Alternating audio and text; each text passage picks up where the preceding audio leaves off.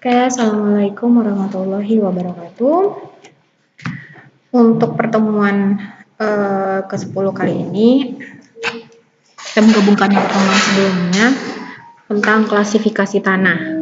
Nah, ini saya melanjutkan materi dari Bu Anita ya, karena Bu Anita lagi cuti, jadi yang menyampaikan materi adalah saya.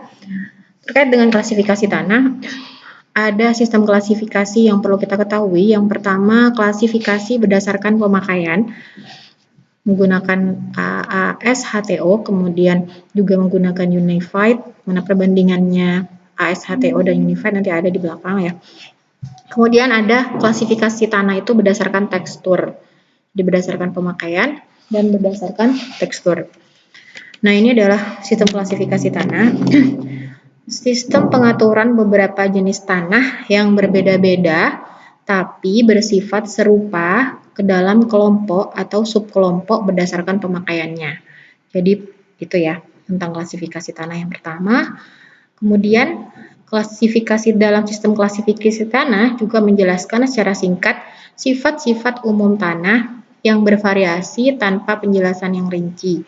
Kemudian berdasarkan pada sifat-sifat indeks tanah sederhana seperti distribusi ukuran butir dan plastisitas. Sepertinya kalian juga sudah pernah praktek ya di sebelum UTS terkait uji ini ya, cek butir ya menggunakan saringan dengan ukuran yang berbeda-beda. Itu adalah salah satu cara untuk mengetahui indeks tanah ini yang saya temukan ini masuk di yang mana gitu dari setelah melewati penyaringan dari beberapa ukuran.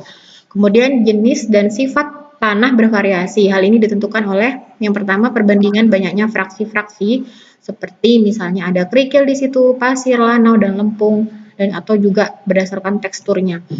Kemudian yang kedua adalah sifat plastisitas butir halus. Plastisitas tuh kalau kalian belajar tentang plastis itu ditarik ya, tanah lempung terutama ya, tanah ditarik nggak putus-putus, nah itu plastis, lama putusnya itu plastis. Kalau elastis kan kembali, jadi tanah nggak mungkin bersifat elastis, tapi mesti plastis. Jadi dia mulur itu agak lama gitu loh. Kalau pasir kan tidak plastis, tapi kalau tanah lempung, tanah liat itu kan cenderung plastis.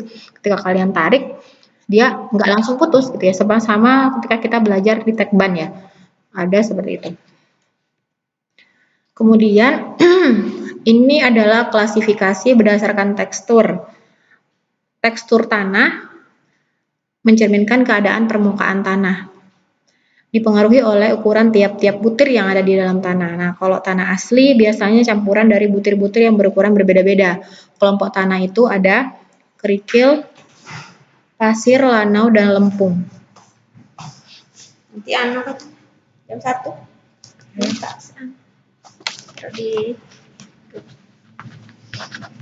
Nanti aku izin ya. Nah, kemudian yang selanjutnya adalah tanah.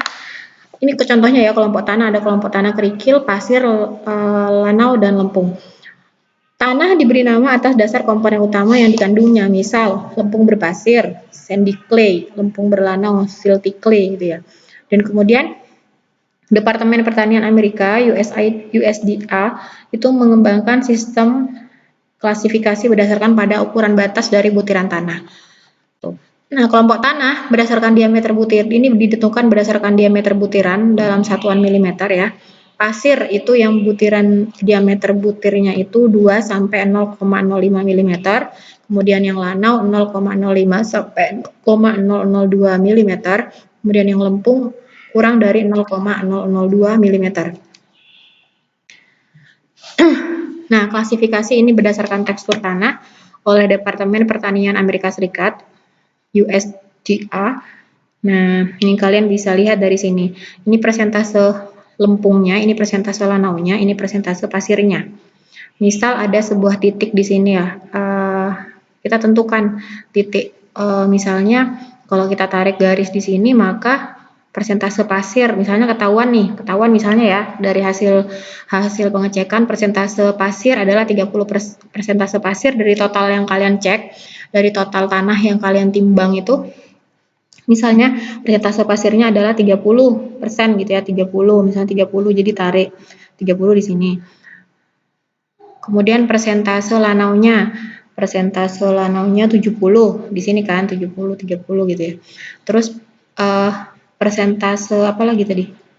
Ditarik garis nanti ya, 30 kan ditarik garis, seret, kemudian 70 persentase lanaunya ditarik garis, terus persentase lempungnya berapa ditarik garis, ini ya persentase lanau ini di sini ya, persentase lanau 40 di sini, 40 tarik garis, kemudian persentase lempung adalah 30 tarik garis, kemudian ketemulah di sini titik di sini, maka di sini dia termasuk tanah liat berlempung kayak gitu di kotak-kotak ini kan, tanah liat berlempung. Jadi dari 30%, berarti tanah liat berlempung itu dia mengandung 30% pasir, 40% lanau dan 30% lempung. Ya bisa dipahami ya. Ini sangat gampang sekali sih untuk dimengerti gitu ya, tidak terlalu susah. Jadi kalau kalian sudah menemukan persentase dari yang kalian ukur dari tanah yang kalian temukan, tinggal dimasukkan ke grafik ini saja, klasifikasi berdasarkan tekstur, kemudian nanti akan ketemu dia termasuk tanah yang jenis apa. Kemudian klasifikasi berdasarkan tekstur. Contoh, ini yang tadi ya, contoh distribusi ukuran butir tanah A adalah 30% pasir. Nah, yang tadi saya bilang ya, 40% lanau dan 30% lempung. Jika klasifikasi menggunakan gambar di samping, maka jenis tanah A termasuk dalam tanah liat berlempung. Yang tadi saya contohin ya. Yang tadi saya contohin di depan, saya jelaskan di depan itu dijelaskannya di bagian ini. Jadi, contohnya di sini distribusi ukuran butir, kalian melakukan pengayakan di laboratorium yang kemarin itu hidro ya. Kayak kalau nggak salah, Ray dan beberapa orang itu kemarin. Jadi kalian melakukan penyaringan di situ, ternyata dari hasil penyaringan kemudian dan pengovenan ya, pengeringan, didapatkan bahwa tanah jenis butir tanah A itu 30% tanah A ini mengandung 30% pasir, 40% lanau dan 30% lempung. Totalnya adalah 100%. Masukkanlah ke sini, 30% pasir, ini pasir yang di bawah ya. 30%, ini 30, tarik, sat, ini ya garisnya. Kemudian 40% lanau. 40% lanau di sini. 40 tarik sat gitu ya. Belum bisa ditarik garis. Tarik aja dulu kayak gini, sat. Kemudian 30% lempung. 30% lempung tarik. Nah, perpotongan di antara ketiga garis ini ada di titik ini. Nah, titik ini tadi berdasarkan ini ya yang di depan, dia termasuk tanah liat berlempung. Jadi kalian sudah bisa membuktikan bahwa dari tanah yang kalian ukur tadi itu, bahwa ini termasuk tanah jenis apa. Yang sudah kalian cek maksudnya dari tanah yang kalian ambil. Kemudian ini ya, apabila tanah tersebut mengandung butiran berdiameter lebih besar dari 2 mm, kan kalau tadi 2 mm ini pasir. Nah, berarti kalau misalnya lebih besar dari 2 mm tuh gimana dalam persentase tertentu, ini perlu dikoreksi. Contohnya, tanah B mempunyai pembagian ukuran butir 20% kerikil, 10% pasir, 30% lanau, dan 40% lempung.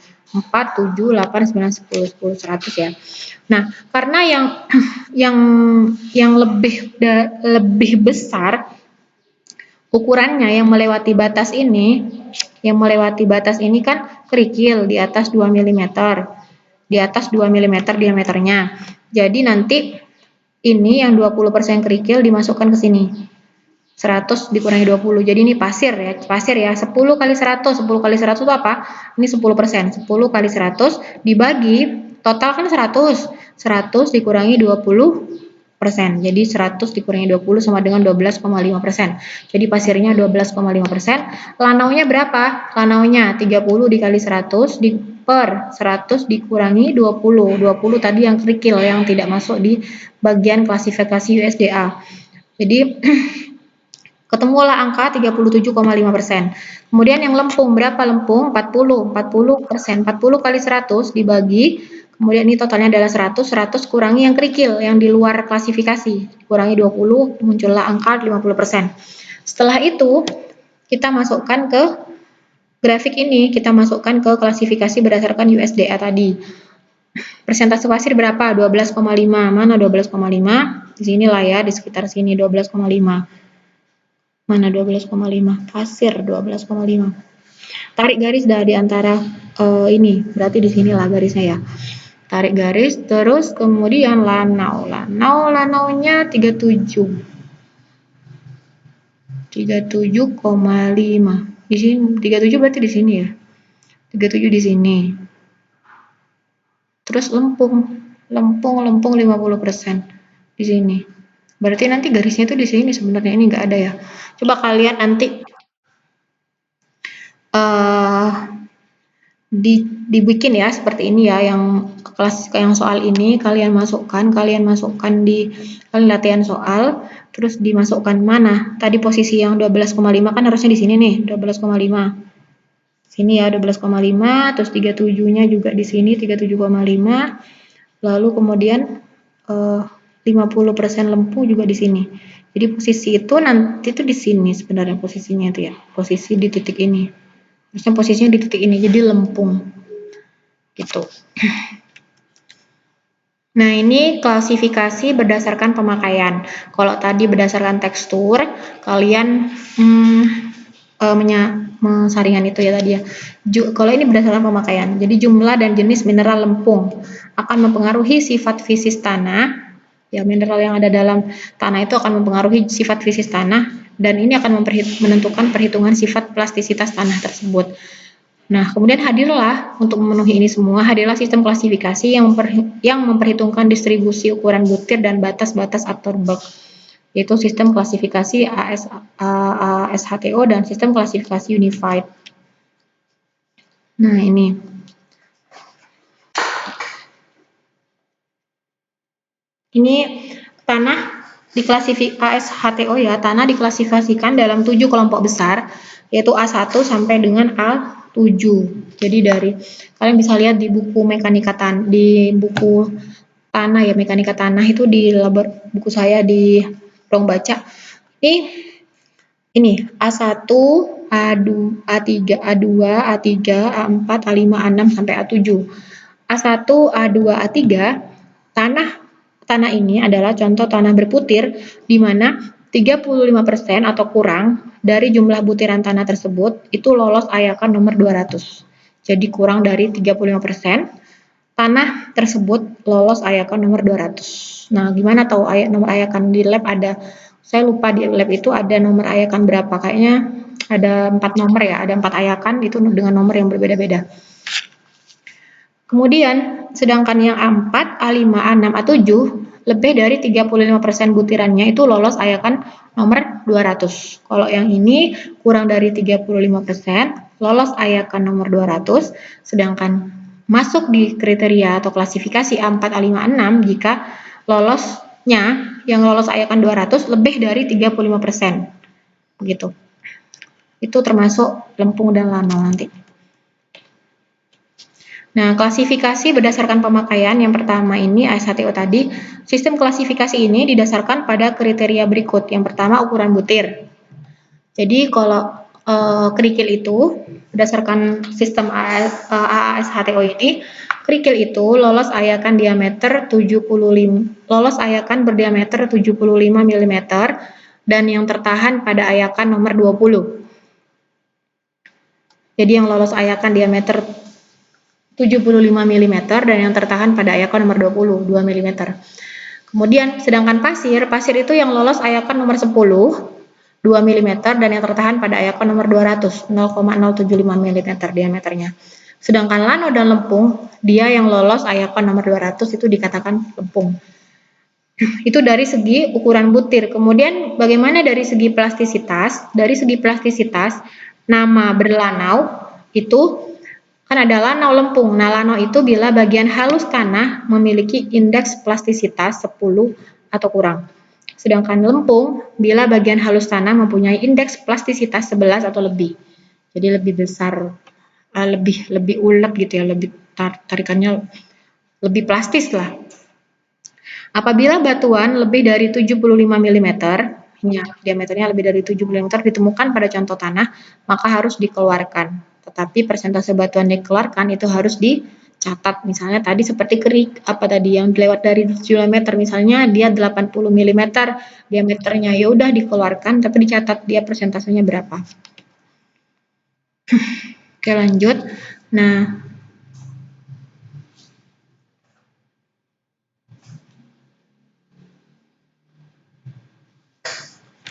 Kemudian ini berdasarkan pemakaian, lanjut lagi, untuk mengevaluasi mutu atau kualitas dari suatu tanah sebagai bagian lapisan tanah dasar atau subgrade dari suatu jalan raya, maka diperlukan kelompok atau subkelompok dari tanah bersangkutan dan indeks grup atau grup indeks.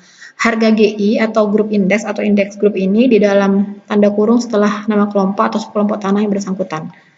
Persamaan untuk menghitung indeks grup seperti ini. Ditentukan dari LL. LL itu apa? Batas cair liquid limit. Kemudian ini ya, F dikurangi 35 dikali 0,2 ditambah 0,005 L dalam kurung LL dikali LL dikurangi 40 ditambah 0,01 kali F kurangi 15 dikali PI dikurangi 10. Ditentukan dari LL. Ditentukan dari batas cairnya, kemudian yang nilai ini ditentukan dari indeks plastisitas atau plastisitas indeks. Yang pertama F, ini persentase butiran yang lolos ayakan nomor 200. Jadi yang dimasukkan ke sini yang lolos ayakan nomor 200 berapa persen. Kemudian LL-nya, batas cairnya berapa. Kemudian indeks plastisitasnya berapa. Baru bisa menghitung nilai dari indeks grup atau grup indeks. Ini contoh soal, hasil uji analisis distribusi butir suatu tanah adalah sebagai berikut. Persentase butiran yang lolos ayakan nomor 10 adalah 100, yang lolos ayakan nomor 40 adalah 58%, persentase butiran yang lolos ayakan nomor 200 adalah 58%. Batas cair LL dan indeks plastisitas dari tanah yang lolos ayakan nomor 40 adalah 30 dan 10. Jadi yang lolos di ayakan nomor 40 adalah 30. Batas cairnya dari tanah yang lolos nomor 40 tadi itu adalah 30 dan indeks plastisitasnya adalah 10. Jadi 30 itu adalah batas cair dari ayakan yang lolos nomor 40, kemudian indeks 10 adalah nilai dari indeks plastisitas dari tanah yang lolos ayakan nomor 40. Kemudian klasifikasikan tanah tersebut dengan cara AASHTO. Jadi kalian masukkan ke sini. Nah, itu tadi kan berdasarkan AASHTO, dia masuk di mana? Tadi dia lolos ayakan nomor berapa? Dia lolos ayakan nomor 10 100%. Terus yang lolos ayakan nomor 40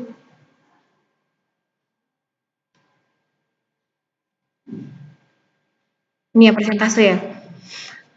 Batas cairnya nih, ini di sini berarti ya. Sifat fraksi yang lolos ayakan nomor 40. Kita fokusnya ke yang ini. Ke sifat fraksi yang lolos ayakan nomor 40 ini kan ya.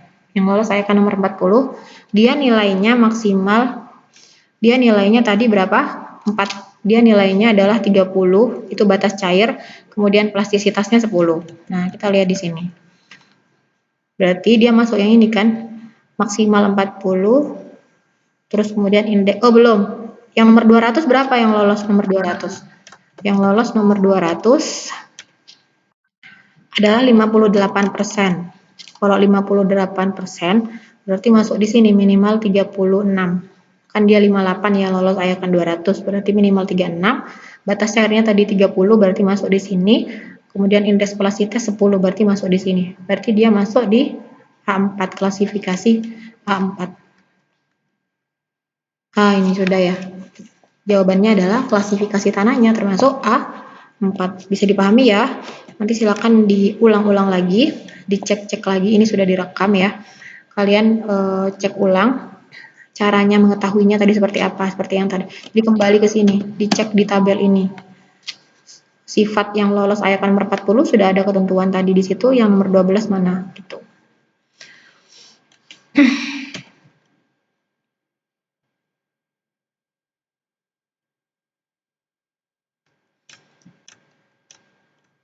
Nah, kemudian ini klasifikasi berdasarkan pemakaian lagi tadi. GI ya, sudah GI sudah tadi ditentukan disampaikan di awal cara mencarinya. F dikurangi 35, 0,2, 0,5 ini adalah batas cair, kemudian ini adalah ini yang lolos ayakan 200, yang lolos ayakan 200, PI adalah plastisitas indeks. Jadi kalau sudah ketemu yang lolos ayakan 200 berapa persen, kemudian yang batas cairnya berapa persen, kemudian plastisitas indeksnya berapa persen, itu kan akan sudah diketahui berapa nilai dari GI-nya. Aturan untuk menentukan harga indeks grup atau grup indeks ini nggak sembarangan ya, ada aturannya. Yang pertama, apabila nilai GI itu negatif, maka harga GI dianggap 0. Bila GI nilainya negatif, maka GI dianggap 0. Indeks grup yang dihitung dengan persamaan di atas dibulatkan ke angka yang paling dekat. Misalnya, contohnya, GI-nya nilainya 3,4 menjadi 3. Nah, ini contohnya di sini. Kenapa nilainya dia 3? Karena setelah dimasukkan ke angka ini, setelah dimasukkan ke sini, dia nilainya adalah 3, sekian, 3,2 atau 3 berapa ya kemarin hitung itu. Coba nanti kalian hitung ya. Ini F kan yang lolos ayakan 200 tuh 58. 58 kurangi 35 dikali 0,2 ditambah 0,05 dikali ini adalah 30 dikurangi 40 ya. Ditambah 0,01 dalam kurung 58 kurangi 15. PI ini adalah 10 kurangi 10. Ini kan 0, berarti 0. Berarti ini sudah 0 kan 0 ya 0. Berarti ini bisa dihilangkan bagian belakangnya. 0. Berarti kalian cukup menghitungnya ini. 58, sebentar kita hitung ya. 58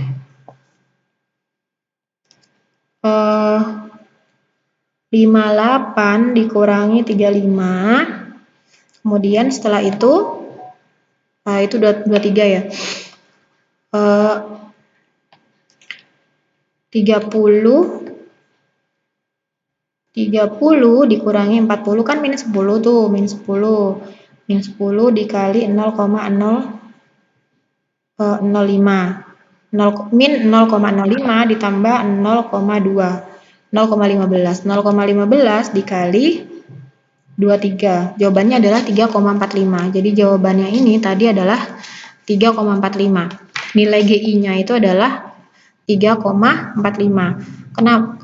Di sini dianggap 3. Kenapa? Karena kita ikut aturan yang ini. Ikut aturan di mana kalau dia 3,45 di bawah 5, maka dia dibulatkannya itu ke 3. 3,4 ya. Tadi kan 3,45. 3,4 menjadi 3, bukan 5, bukan 4. Sedangkan kalau nilainya 3,5 dibulatkan menjadi 4. Paham ya sampai di sini? Oke.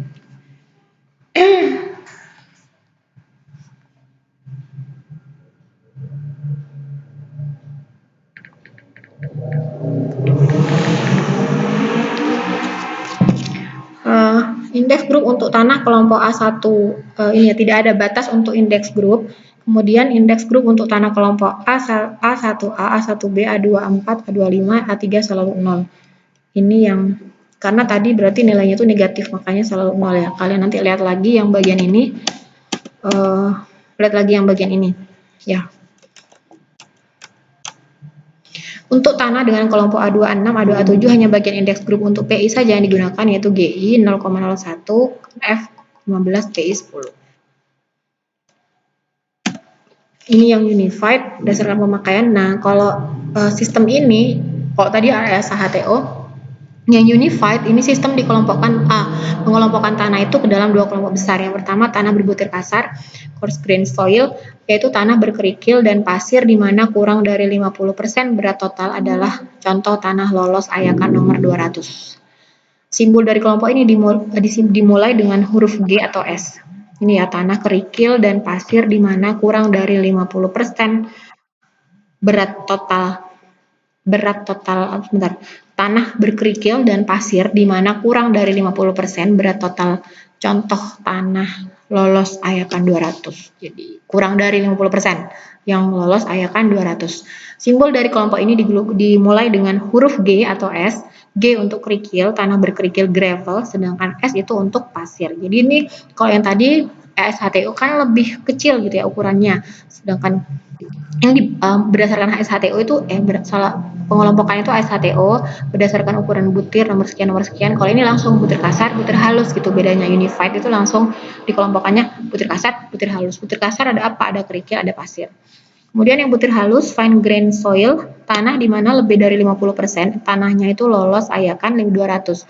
Kalau yang kasar tadi kurang dari 50%, itu lolos ayakan 200. Jadi sebagian besar dia berat di tanahnya adalah kasar gitu ya, karena yang lolos ayakan 200 hanya sedikit, berarti yang halus hanya sedikit, makanya dia lebih ke arah grain soil, coarse grain soil atau tanah berbutir kasar. Sedangkan yang lolos ayakan 200 lebih dari 50%, maka dia termasuk tanah berbutir halus atau fine grain soil. Simbol kelompok ini dimulai dengan huruf awal M untuk lanau, silt, anorganik, C untuk lempung, clay, C itu clay ya, anorganik, dan 0 untuk lanau organik, dan O ya untuk lanau organik dan lempung organik. Simbol PT untuk tanah gambut, peat, muck, dan tanah-tanah lain dengan kadar organik yang tinggi. Ya, ini adalah unified. Simbol untuk klasifikasi tanah berdasarkan unified, klasifikasi USCS. W itu adalah well graded, tanah yang gradasinya baik. P poorly graded, tanah dengan gradasi buruk. Low plasticity, L plastisitas rendah, LL kurang dari 50. Artinya daya tarik ketika tanah itu ditarik, maka dia cepat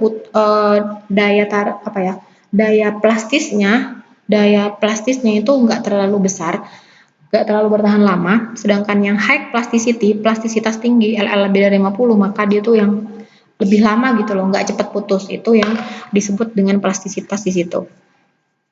Faktor-faktor yang harus diperhatikan untuk mendapatkan klasifikasi yang benar. Yang pertama, persentase butiran yang lolos IACA nomor 200, itu yang biasanya menjadi acuan, baik di ASHTO maupun di Unified, fraksi halus. Kemudian yang kedua, persentase fraksi kasar yang lolos IACA nomor 40. Ya, ini kan kalau kita perhatikan di sini, yang menjadi yang menjadi acuan, yang menjadi tolak ukur adalah yang lolos IACA nomor 200, yang lolos IACA nomor 40, itu yang menjadi pegangan. Nah tadi ya, koefisien keseragaman CU dan koefisien gradasi CC untuk tanah di mana 0 sampai 12% lolos IACA nomor 200. Batas cair LL dan indeks plastisitas bagian tanah yang lolos IACA nomor 40 untuk tanah di mana 5% untuk tanah di mana 5% atau lebih itu lolos IACA nomor 200. Ini.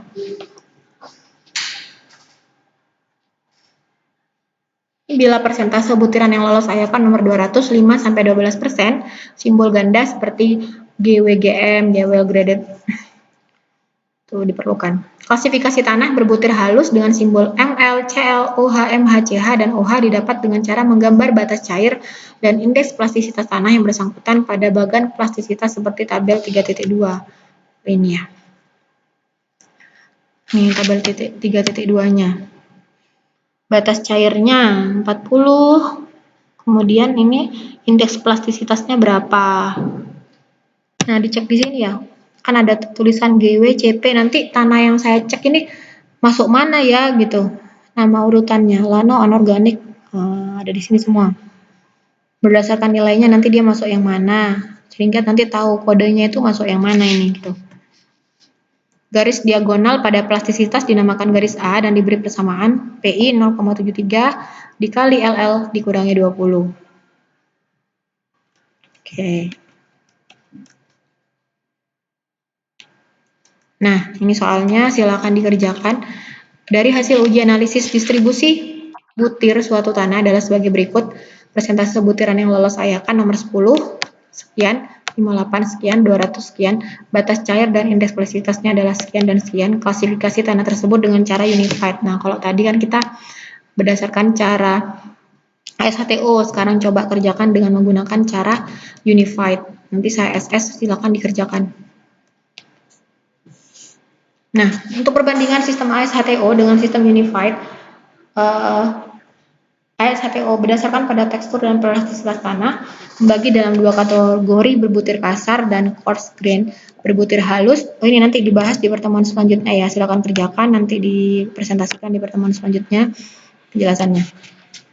Membagi dalam dua kategori, berbutir kasar, coarse grained, dan berbutir halus, fine grained, yang terpisahkan oleh IACA 200. Tanah berbutir halus bila 35% lolos IACA 200. Itu kalau ASHTO. Tapi berdasarkan metode unified, tanah berbutir halus bila lebih dari 50% lolos IACA nomor 200. Jadi tergantung yang menemukan pertama kali metode ini sih. Jadi memang yang itu yang sudah kita pakai secara internasional. IACA nomor 10 memisahkan antara kerikil dan pasir. Sedangkan di unified, IACA nomor 4 memisahkan antara kerikil dan pasir. Jadi memang ini berarti lebih besar gitu ya, yang nomor 4 berarti ini yang akan lebih, kalau yang ini akan lebih banyak masuk ke pasir misalnya ya, akan lebih masuk pasir, yang ini lebih masuk ke kerikil, lebih masuk ke kerikil yang ini misalnya, karena yang lolos 10, yang ini misalnya ke pasir itu. Jadi salah satu diantaranya akan lebih banyak.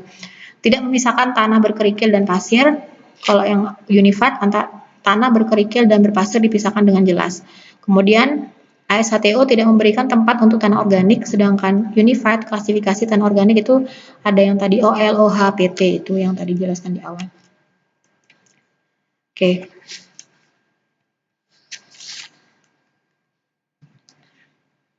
Ya, sekian, terima kasih. Nanti silakan dikerjakan untuk soal tersebut yang berdasarkan unified ya, berdasarkan klasifikasi tanah berdasarkan metode unified, di upload di Sevima, di Edlink, nanti dibahas di pertemuan selanjutnya. Oke, sekian. Assalamualaikum warahmatullahi wabarakatuh.